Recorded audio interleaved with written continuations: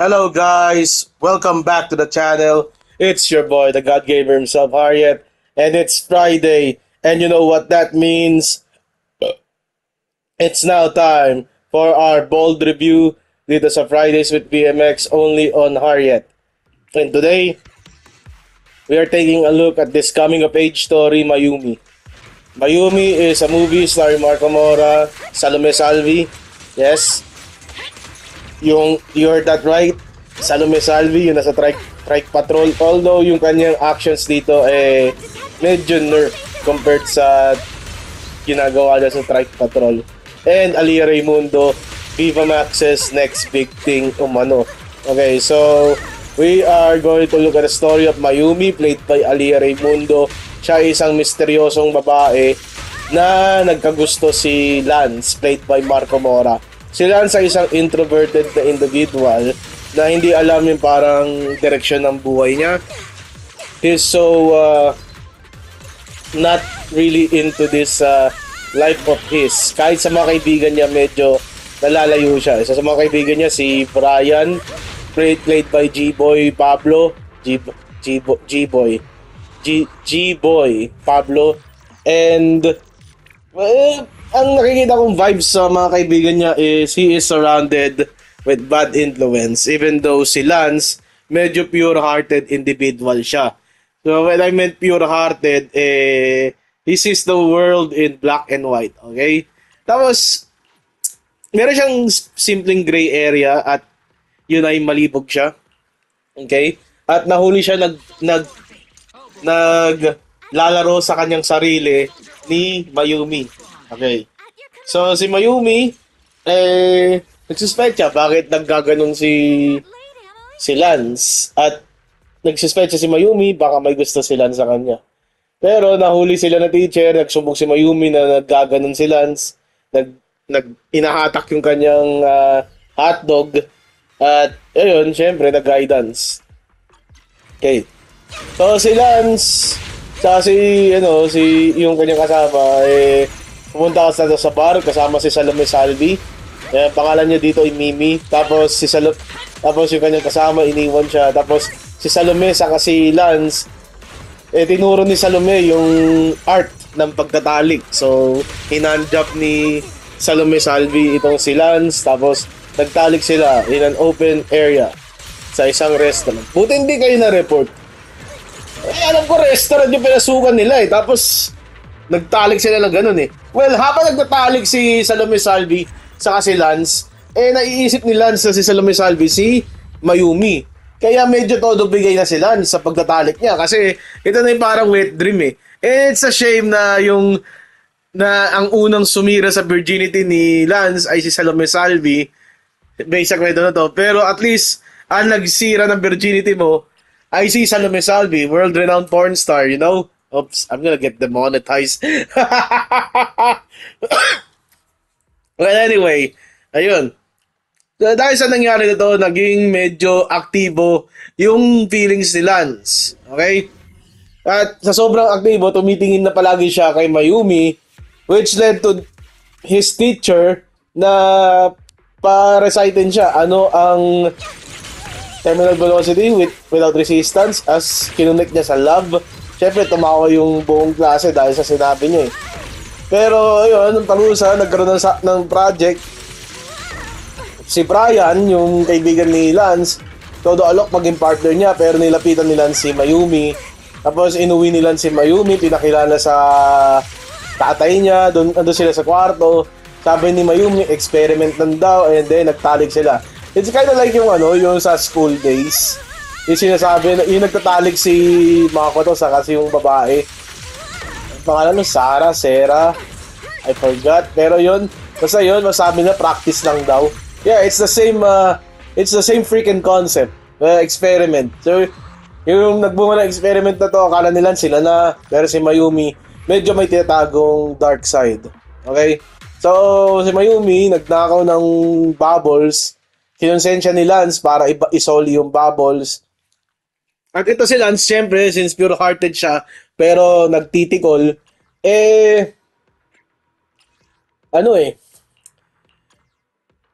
Gusto niya intindihin si Mayumi, which Mayumi said, hindi.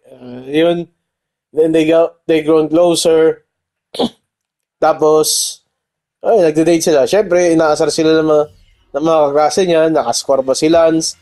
To which, kinompront na Mayumi as binigyan si Lance ng isang smooch. As naghiyawan yung mga barkada ni Lance. Mga PI na barkada ni Lance Catamaran. Ayun. So, tapos doon, nag-date sila sa Sapa. So, and then they had sex. And then, nagkaiwanan. Parang lumayo lang si Mayumi ng konti kay Lance. Nagtalik na siya kagad kay Brian, yung kay, or whatever G-Boy's name is. Tapos, ang parang reason dito, hindi talaga gusto ni Mayumi si Lance. Ayaw niya magka-boyfriend, ayaw niya magka-asawa, gusto na niya magpa-pera. And girl, hindi sa gaganon ka, I mean, she's literally going to grow up as a prostitute.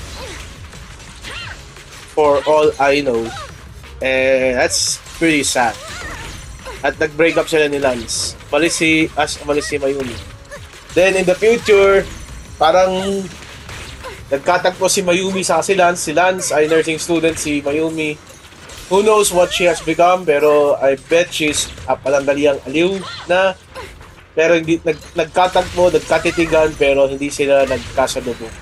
And that's sad. Well, ayun, Mayumi is pretty good para sa akin. Ang aking mga negatives dito is nagsasando si Alia Raimundo underneath her uniform.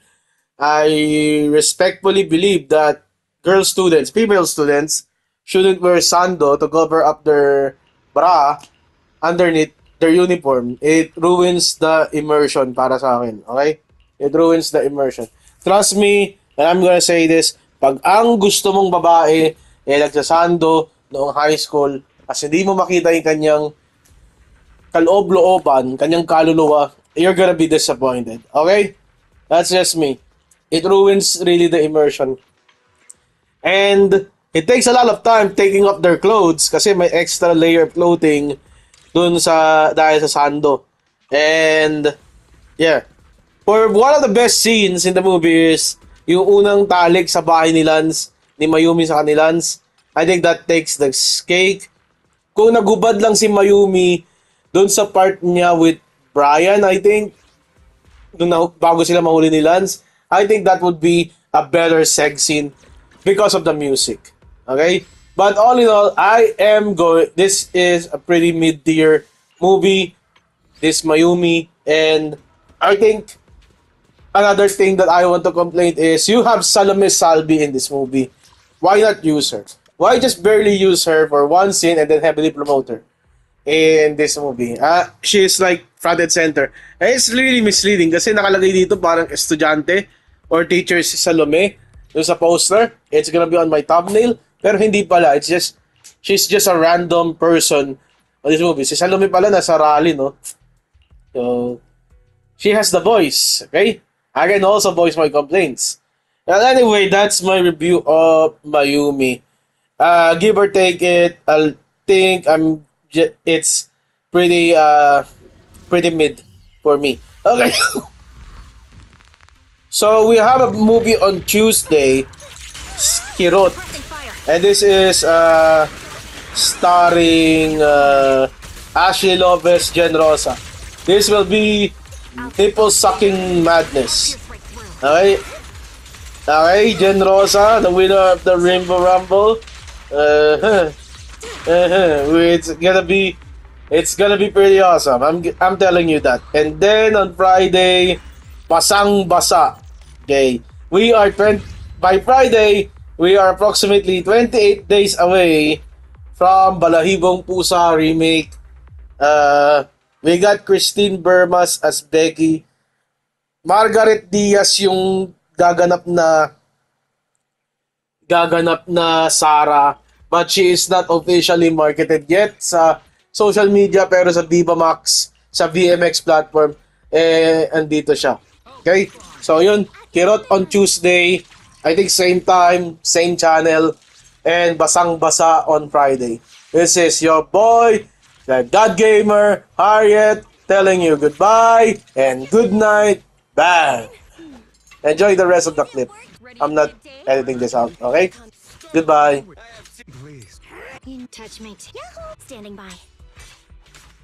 I would. Stand. I shall. Awaiting. If you need help, call me anytime.